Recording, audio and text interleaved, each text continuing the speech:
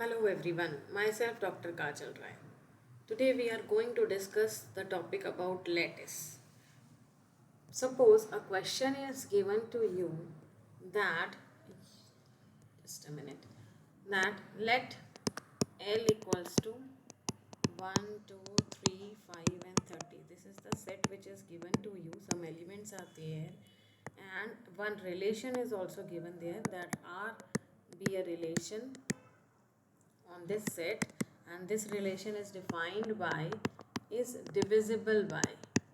Okay, is divisible by is a relation given. That means element must be divide each other, and we have to prove that L is a lattice. So first of all we should know what is lattice, then only we can prove this, right? तो lettuce होता क्या है? सबसे पहले उसमें दो properties होना ज़रूरी है. फर्स्ट इज़ कि एक तो वो पोसेट होना चाहिए, जो भी गिवन सेट है, तभी वो लेटिस हो सकता है, राइट.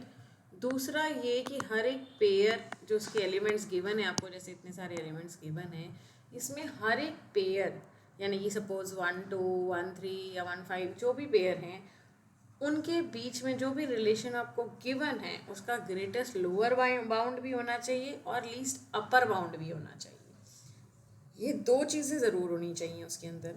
अब सपोज हमें ये एल एक सेट गिवन है और रिलेशन डिविजिबल वाली गिवन है, तो हम इससे एक तो मैट्रिक्स बना सकते हैं, राइट. तो मैट्रिक्स क्या होगी इस गिवन रिलेशन की? अभी हमें पता नहीं है ना ये लैटिस है या नहीं, तो एक तो हम मैट्रिक्स बना सकते हैं. सबसे पहले कैसे बनाएंगे मैट्रिक्स को? सारे एलिमेंट्स हम ऐसे लिख लेंगे, कॉलम वाइज भी और रो वाइज भी, और फिर देखेंगे क्या वन वन को डिवाइड करता है. यहाँ वन है, यहाँ वन है, तो क्या वन को वन डिवाइड करता है? यस. अगर करता है तो वन लिख देंगे. ऐसे ही 1 2 को भी डिवाइड करता है, 3 को भी, 5 को भी, 30 को भी, तो सब में वन लिख लेंगे.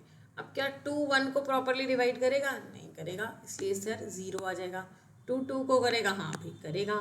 2 3 को नहीं करता, 5 को नहीं करता, 30 को करता है. इस तरीके से हम 0 और 1 फिलअप कर सकते हैं. जब भी कोई किसी को डिवाइड करेगा तब वहाँ 1 आ जाएगा, अदरवाइज 0 आ जाएगा, राइट. जैसे 5 5 को डिवाइड करेगा, 30 को भी करेगा, बाकी किसी को नहीं करेगा. 30 किसी को भी नहीं करेगा, सिर्फ अपने आप को ही डिवाइड कर सकता है, तो यहाँ पे बना गया. तो एक तो हम ऐसे मैट्रिक्स बना सकते हैं. दूसरा हम इसका हेज डायग्राम बना के देख लेते हैं. ठीक है, पोसेट है क्योंकि, तो हर एक पोसेट का हेज डायग्राम बनता ही है. तो हम हेज डायग्राम अपवर्ड डायरेक्शन में बना लेते हैं. सपोज ये 1 है, 1 किस किस को डिवाइड कर रहा है? 2 को कर रहा है, 3 को भी कर रहा है और 5 को भी कर रहा है. क्योंकि हमें ग्रेटेस्ट लोअर बाउंड और least upper bound found out करना है, इसीलिए हेज डायग्राम तो बनाना ही पड़ेगा. अब 2 3 और 5 को तो डिवाइड नहीं करता, सीधे क्या करेगा? 30 को डिवाइड करेगा. 3 भी 30 को डिवाइड करेगा और 5 भी 30 को डिवाइड करेगा. तो ये इसका हेज डायग्राम बन जाएगा, राइट.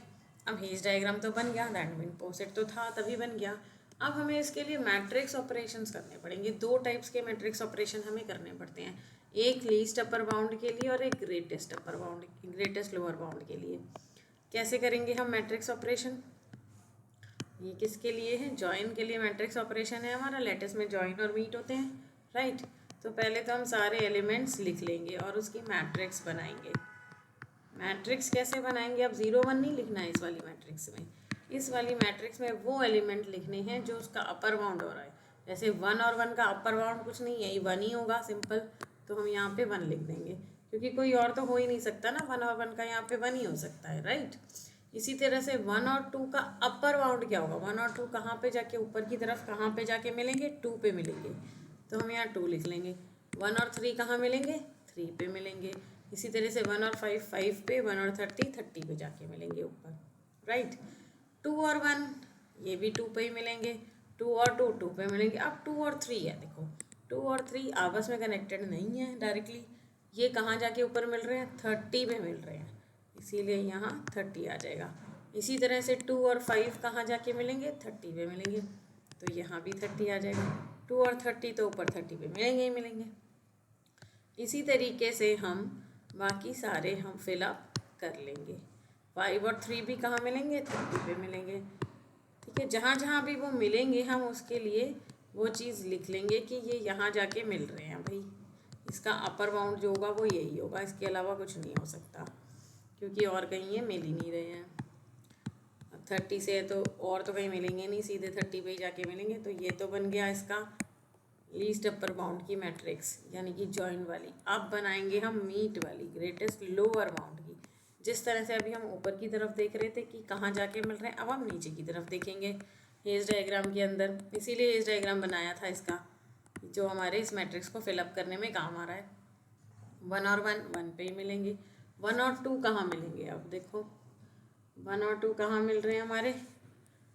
1 और 2 नीचे की तरफ में, यहाँ पे 1 पे ही मिलेंगे। तो ये 1 और 3 भी 1 पे मिलेंगे, 1 और 5 और 1 और 30 भी।